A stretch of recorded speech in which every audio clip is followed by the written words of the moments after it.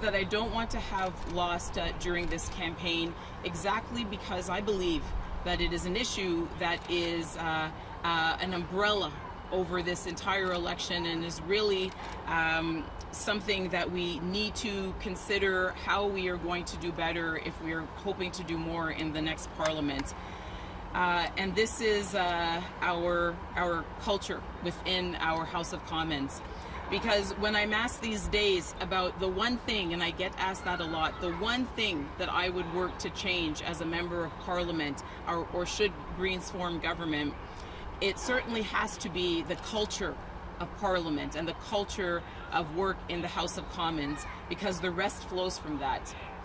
Si nous n'avons pas un changement radical dans la culture du Parlement, dans la Chambre des communs, ce ne serait jamais possible d'atteindre nos objectifs. Ça ne serait jamais possible de vraiment attaquer les grands défis parce que tout ça demande à la collaboration et la coopération. C'est quelque chose qui se manque en ce moment. Ça demande l'inclusivité.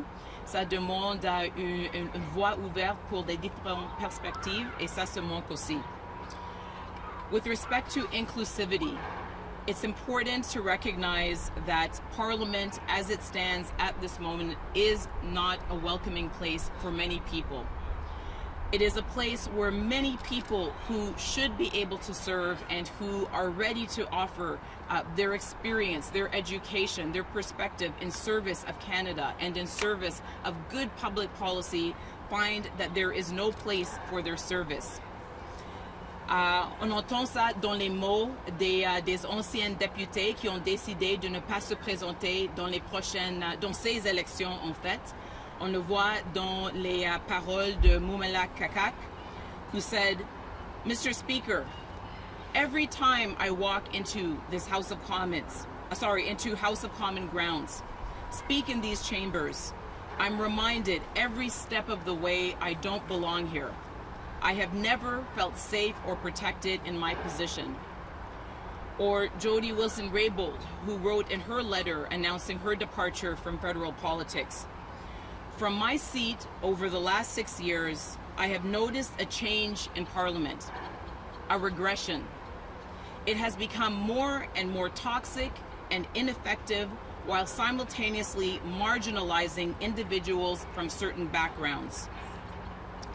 And Celina Cesar Chavez, who stepped down after the 2019 election and was interviewed recently about her experience in Parliament, who said, when you're strong and assertive, you're labeled and you're pushed out. The system tries to grind you away. Alors, quel est le résultat de tout ça? C'est que les gens doués, les gens avec des talents décident de ne pas se présenter ou ils quittent la politique très tôt. Talented people are either choosing not to run at all or they're leaving quickly. The price is simply too high for service. This should concern us all, because this is not only a waste of talent, but it is a waste of talent at a time when we need it the most. We are being faced with unprecedented challenges. We are being faced with unprecedented opportunities. And the way that we are going to seize those opportunities and address those challenges is by making ourselves as open as possible to the best ideas, and those come from everywhere. We also know that diversity in politics creates better public policy, more sustainable, less unintended consequences. And so when we fail to be open and inclusive and welcoming, we are failing ourselves. And then we have partisanship.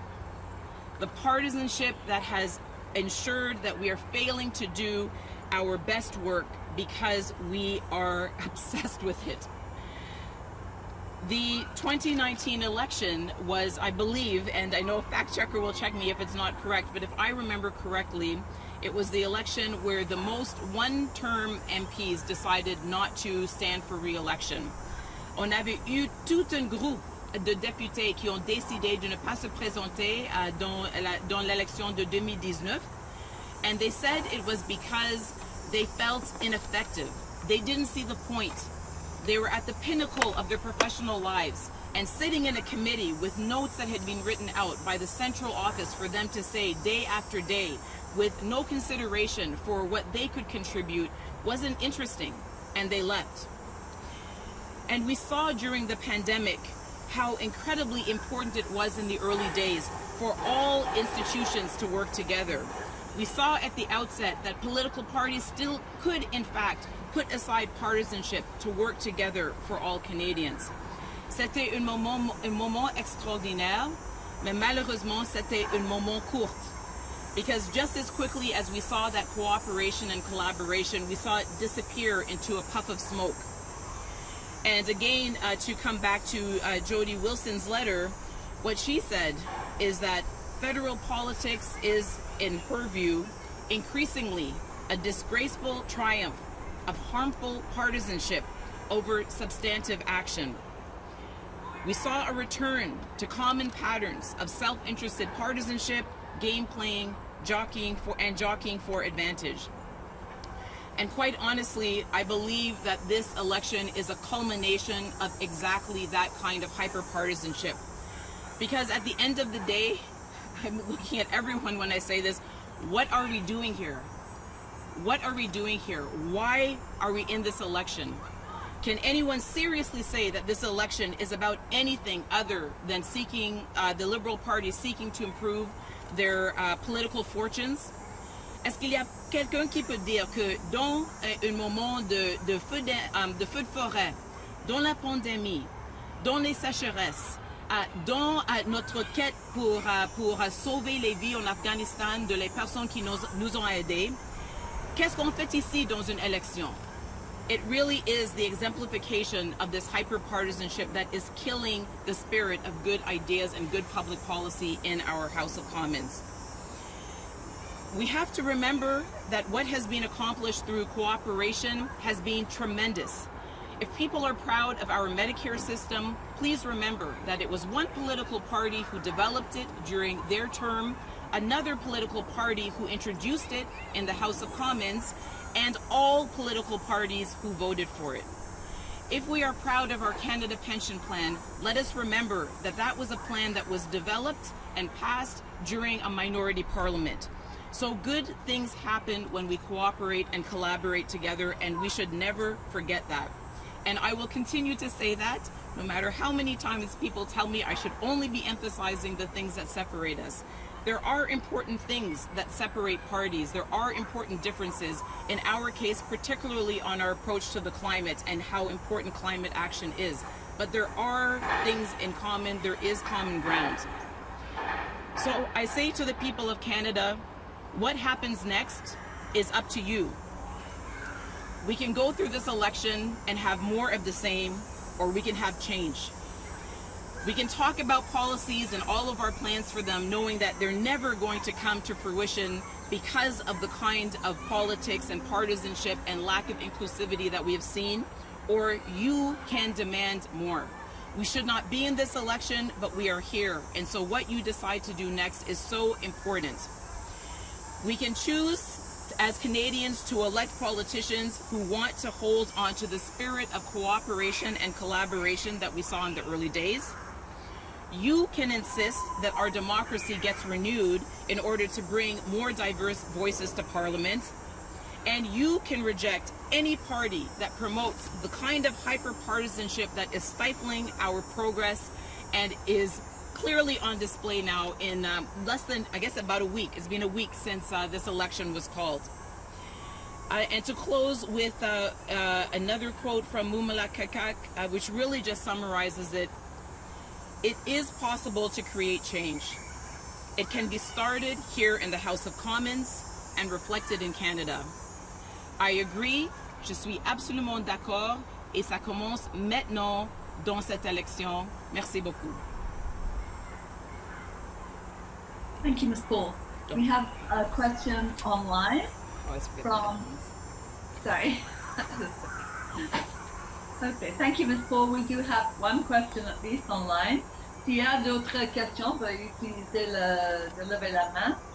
Please use the raised hand feature if you do have a question. We're going to go to Adam Curas, has a question from the New Brunswick Telegraph. Adam, please go ahead. Thanks, Rosie. Thanks, Ms. Paul, for taking our questions. I had a question about, so your candidate in Fredericton, Nicole O'Byrne, had said that you would not be coming to Fredericton during the campaign, but that Elizabeth may make an appearance in Fredericton. I hear that's now changed. Can you take me through what happened and why you weren't coming, and then now you're going to be coming to New Brunswick? Well, I can't take you through what happened because what you're describing to me is nothing that that I'm aware of. I'm going to be spending, as I said, the bulk of this campaign here in the place that I'm seeking to represent, because it's incredibly important for me to make the case to the people who ultimately I am accountable to. This is a place where I can speak about the national issues that are on every person in Canada's mind during this election. But it is still incredibly important for me to find whatever opportunities I can to support our strong and extraordinary candidates across the country, Nicole being one of them. I think it's absolutely fantastic that she's running for us, and I hope that the good people of Fredericton will make the choice to send a green back to Ottawa, because they know what that representation could mean to them. And so while I will be here for the bulk of the campaign, of course we'll continue to consider and explore options, whether virtually or in person, to support all of our candidates, including Nicole, who I've had the pleasure of speaking to, and we're both really keen to do all we can to support each other. Just a follow-up, can you confirm that you'll be in Fredericton next week? And then the Green Fredericton EDA president actually called for you to resign when Jenica Atwin crossed the floor. Do you think you'll face hostility in New Brunswick, and could a visit potentially hurt rather than help Nicole? I think that everyone is really excited to see Nicole elected. In Fredericton, she is a very accomplished constitutional lawyer, constitutional professor. She is someone with incredibly deep roots in the riding. She is someone who would be incredibly proud to go to Ottawa representing her community on issues that they care a lot about, like the climate, like the environment, like affordability, all the things that, like how we're going to exit the pandemic once and for all. And so she has my full support, and any way that I can support her, I absolutely will. I'm certainly not going to destroy any element of surprise by giving anything away before it's time. But as I said, while the bulk of my campaign is going to be here in Toronto, I continue to actively explore all the different ways that I can support our candidates across the country. Thank you, Ms. Paul. Thank you, Adam. Are there any other questions, please? Est-ce qu'il y a d'autres questions, s'il vous plaît, sur la ligne? Going. Okay, there are no further questions. Thank you, Ms. Paul. This concludes the press conference for today. Merci beaucoup à tout le monde pour venir. Thank you, everyone, for coming. This concludes today's press conference. I believe we're going to just check here from the floor to see if there are any questions. Bonjour, Madame Paul, en français, s'il vous plaît. Oui. Monsieur Singh disait ce matin qu'il avait l'intention d'arrêter les subventions aux énergies fossiles si élu. Comment vous réagissez de voir le NPD faire autant de promesses au niveau climatique? Est-ce que vous vous inquiétez pas que ça vous prenne des électeurs? D'abord, comme j'ai dit, notre thème d'aujourd'hui, c'est de trouver les politiques en commun. C'est de n'être pas peur de féliciter même les autres partis pour leur bonne annonce, leur bonne idée, leur bonne politique. Le Parti vert a toujours dit que notre lutte contre la crise climatique doit être et devrait être non partisan, qu'on devrait travailler d'une manière coopérative et collaborative. On sait bien que les pays où les différents niveaux de gouvernement, on sait très bien que les pays où les partis coopèrent sont les pays où on a plus d'avancement de manière plus efficace et plus rapide. Alors, l'annonce aujourd'hui de M. Singh est le très bienvenu. Je dois par contre souligner qu'il y a des différences très substantives entre notre parti et tous les autres partis en ce qui concerne notre approche à l'action climatique. Tous les autres partis soutiennent la création des nouveaux projets d'oléoducs. Ils soutiennent à la fracturation hydraulique. Il soutient la forage d'exploration, il soutient la ligne 5, Ce sont des différences et ils n'ont pas une cible qui correspond aux sciences. Alors, il y a des différences profondes. L'NPD, malheureusement, il soutient des projets d'oléoduc, il soutient en Alberta le TMX, il soutient la Colombie-Britannique, le Coastal GasLink, il soutient la ligne 5. Alors, ce n'est pas une question d'attaquer la crise climatique, de réduire nos gaz à effet de serre, si on continue de mettre en ligne des nouveaux projets d'extraction. Et je voulais aussi vous entendre par rapport à votre discours du jour sur la culture au sein de la Chambre des communes. Pourquoi c'est important pour vous de prendre la journée aujourd'hui pour parler de ça? Oui, merci pour la question, et oui, c'est tellement important de parler de ça aujourd'hui parce que vraiment, c'est la chose que si ça ne change pas, il n'y aurait pas beaucoup de progrès sur les grands enjeux et surtout pas dans les délais qui nous restent. Quand je pense de la crise climatique, par exemple, comme j'ai dit, on sait que les pays ou les unions, par exemple l'Union européenne, qui est une union de 27 pays, qu'ils ont réussi de créer un plan très ambitieux, ils ont réussi de créer un budget où un tiers de leur budget est dirigé vers des projets verts, précisément parce qu'ils ont coopéré et collaboré ensemble. Alors, il faut que les Canadiens et Canadiennes se demandent en ce moment quelles sont les conditions nécessaires pour le prochain Parlement si on veut avancer d'une manière très rapide notre progrès vers une économie de zéro émission.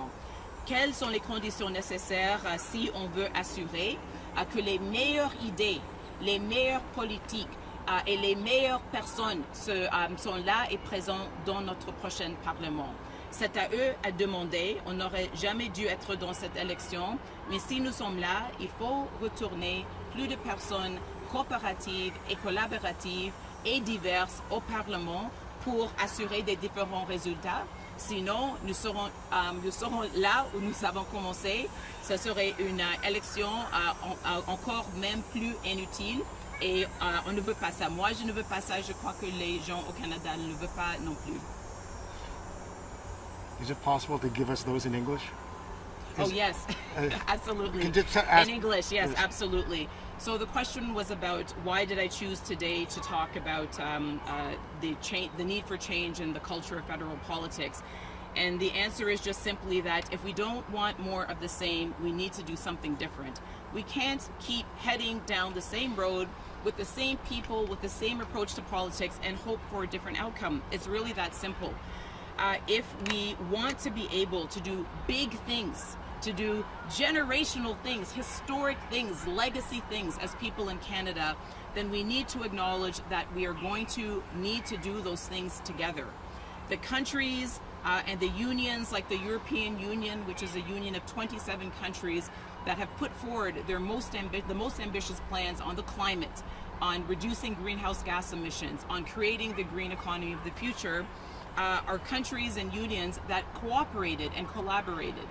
And so if we want to be open to the very best ideas, if we want to be open to the very best policies, then we need to elect people that agree with that.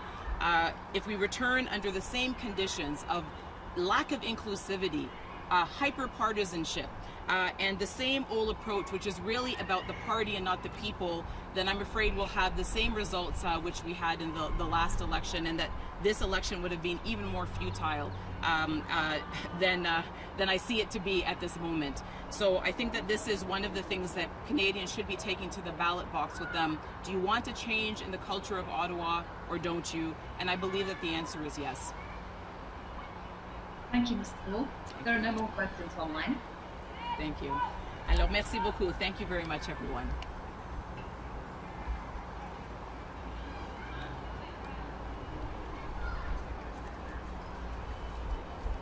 Merci à tout le monde. This concludes the press conference today with the leader of the Green Party of Canada, Annamie Paul.